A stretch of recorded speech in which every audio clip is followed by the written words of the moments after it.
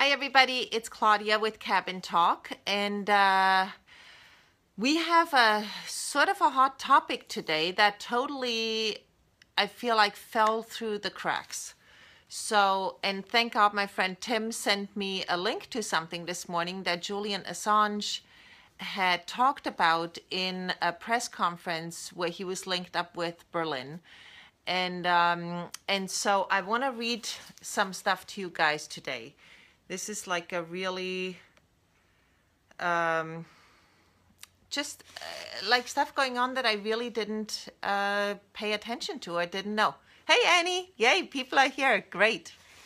By the way, I don't put the description in the video anymore until afterwards because it seems that's how they just, my videos disappear before they even can be posted. So I don't do that anymore. So now I post it afterwards. So I will put the links in there so you have them also.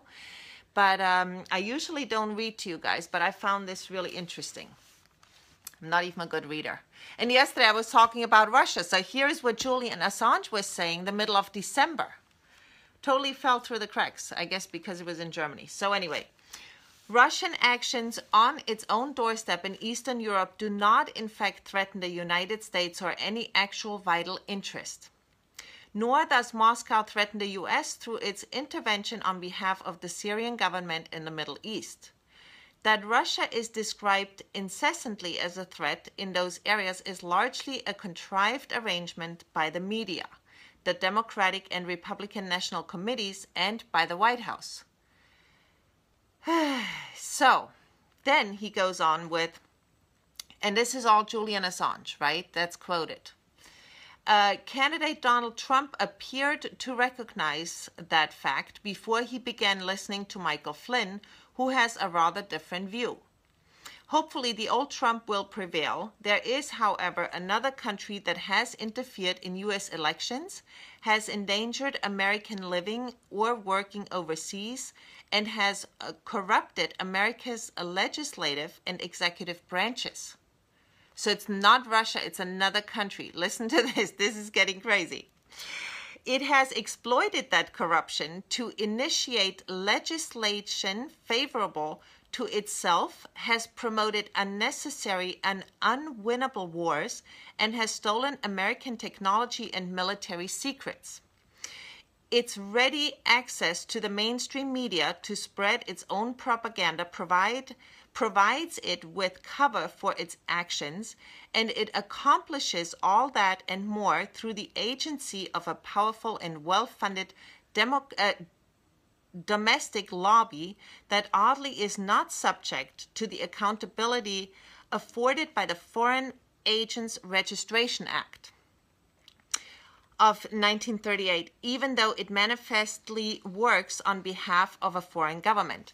Now, I'll tell you in a moment what that country is. But Julian Assange also said previous to this paragraph that he has more stuff to release, but right now the public is asleep, and so he's waiting for a better moment to release the documentation on that. So he goes on, that country is, of course, Israel. Quote. That's what he says. That's what Julian Assange says. Israel has done all the things that we blame Russia for. And I'm just like, what? I mean, to me, that honestly was mind-boggling. So then I did another search and came up with an article from The Intercept and also other ones where they passed beginning of December a bill that is called, hold on, I wrote that down, Anti-Semitism Awareness Bill or Act. Anti-Semitism Awareness Bill or Act. Because supposedly since Trump had all this rhetoric out there about white supremacy shit, there was more violence, I guess, at student campuses, at universities and colleges. And so they, in a record time, passed a new law in the Senate, went through the Senate in only 2 days, and it was the Anti-Semitism Awareness Bill, And so here are, I guess Casey introduced the bill, and so here are the points, examples of anti-Semitism in his explanation of the bill. So these are the points that could be anti-Semitic. Calling for, aiding, or justifying the killing or harming of Jews. Accusing the Jews as a people or Israel as a state of inventing or exaggerating the Holocaust. Demonizing Israel for blaming it or for all interreligious and political tensions. So we couldn't blame Israel for any political tension or interreligious tensions. Judge Israel by a double standard that one would not apply to any other democratic nation. Now it says this bill has attracted criticism from groups including Palestine Legal and Jewish Voice for Peace. So then back to the Intercept article. This is like, we're like all over the place here, but this is, I feel, really important because I honestly, it fell through the cracks, and maybe I was in my own lame duck session already. So here it says, in the Intercept article, it says that students basically that would be pro-Palestine and doing activism on campus for pro-Palestine would be, could face federal investigation. So if you do a rally for pro-Palestine, you could face, and I'm trying to find the spot here. Hang in there with me. Here it is. And this is from an attorney from a Palestine legal group. And it says, student activists for Palestinian rights already operate on in an oppressive environment. If this bill passes, they will face the specter of federal investigation simply for engaging in criticism of the Israeli government's abusive policies. So it's a very tricky bill because under this bill, it definitely infringes on the First Amendment. It definitely infringes on that because freedom of speech. I mean, how come we can't criticize a government for what they're doing?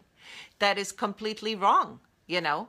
So there has been pushback, but it has been passed in the Senate in record speed, 2 days. With less than 48 hours, it got passed.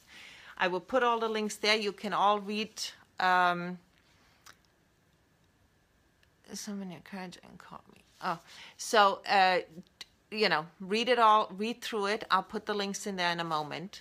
And but I found that really, really interesting, especially that Assange says he has more documents to release that will substantiate what he says. You know, that really Israel has been infiltrating him behind the hacking and, you know, in influencing the elections and influencing our government as a whole by, you know, having heavy lobbyists and all this. So I found that really highly interesting. So I'll leave you all with that. Do with that what you want. I do want to point out tonight I will be on Real Progressives with Steve Grumbine. He's interviewing me at 8 p.m. on Real Progressives. And then on Saturday at 2 p.m. in the afternoon, I will have Sherry Tenpenny on. And I couldn't be more giddy over that because the woman is an absolute firecracker and an authority on vaccinations, adult mandatory vaccinations, all those things that are in the pipeline. I mean, she's unbelievably smart about all those things. So I hope you guys will be on Saturday at 2 p.m. Eastern. And